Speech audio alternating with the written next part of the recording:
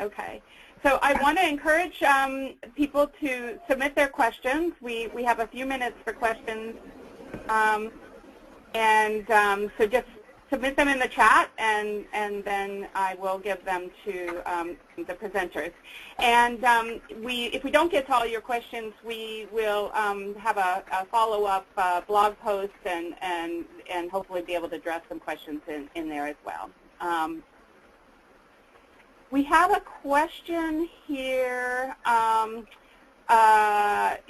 first I wanted to ask a question about the fact that you worked in 8 different communities, I know, and you had a sort of model and curriculum that was research-based that you developed.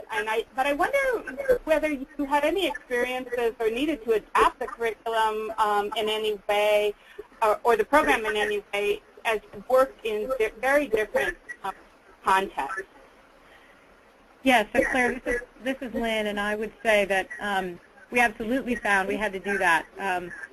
On this slide where I stopped earlier, the last bullet says here, race, power, and privilege, and this was something you all at Leadership Learning Community have published a great deal of research about, and it certainly came up for us in a few of our cohorts that were dealing with more diversity in their community than perhaps others were.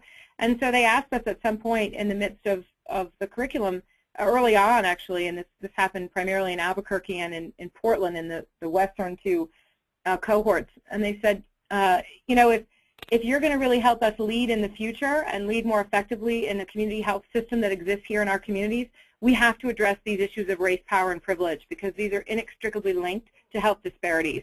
And we want to lead in a different way, and we want to affect systems change that takes that on. And that is just not something that had come up in the field research as a critical thing that needed to be developed.